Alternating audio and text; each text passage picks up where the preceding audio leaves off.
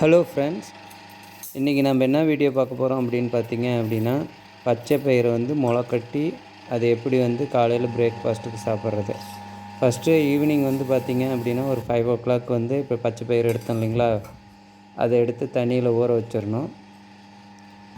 ஒரு 3 மணி நேரம் ஊறினதுக்கப்புறம் நைட்டு 9 மணி பக்கமாக நல்லா அலசிட்டு, அதில் தூசுலாம் இருக்கும், அழுக்கு இருக்கும், அதை நம்ம களைஞ்சி எடுத்தோம்னா தான் எல்லாம் சுத்தமாகும்.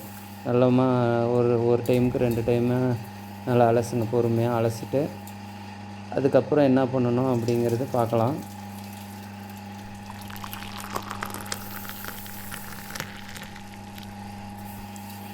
ஒரு நல்ல காட்டன் துணியாக எடுத்துக்கோங்க ஃப்ரெண்ட்ஸ்.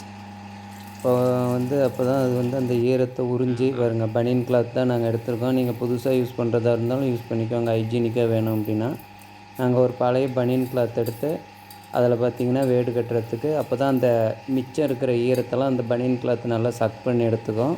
அந்த ஈரப்பதமான பச்சை பயிரை மட்டும் வச்சுக்கும் மாய்ஸ்சராக. அதனால தான் நாங்கள் வந்து பனியன் கிளாத், காட்டன் பனியன் கிளாத் சூஸ் பண்ணியிருக்கோம்.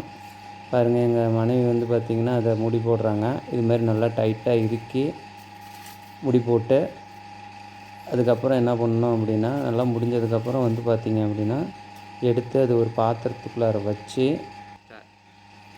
அந்த கிண்ணத்துக்குள்ளார வச்சு ஒரு பிளேட் போட்டு மூடி உங்களுக்கு தேவையான இடத்துல எடுத்து வச்சுக்கலாம். நாங்கள் வந்து வச்சுக்கிட்டோம்.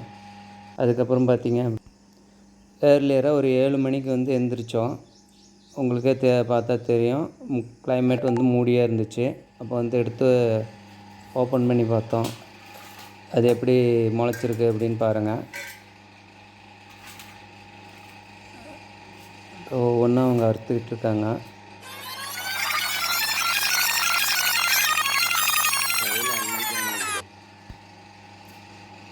பார்த்தீங்க அப்படின்னா பார்த்தீங்களா எப்படி இருக்குதுன்னு பாருங்கள். நல்லா முளைச்சிருக்கு.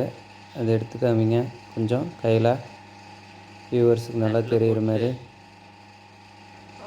கையில் எடுமா, அழட்டாத.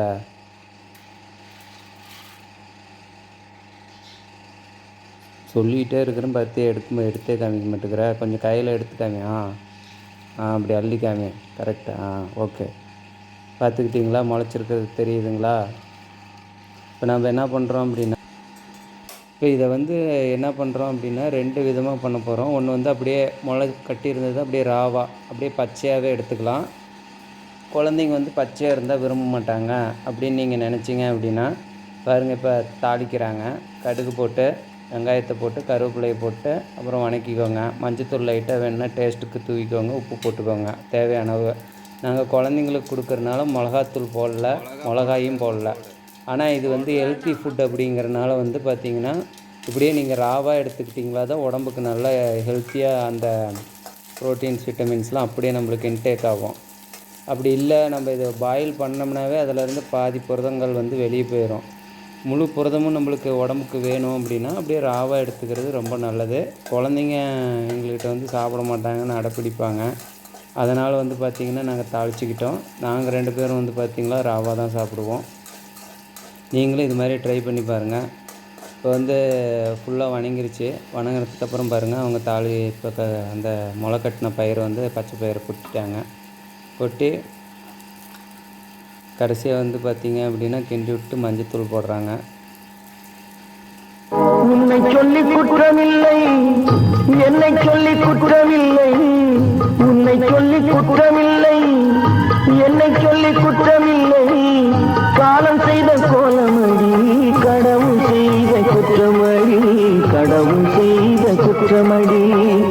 உன்னை சொல்லி குற்றமில்லை, என்னை சொல்லி குற்றமில்லை, காலம் செய்த கோலமடி, கடவுள் செய்த.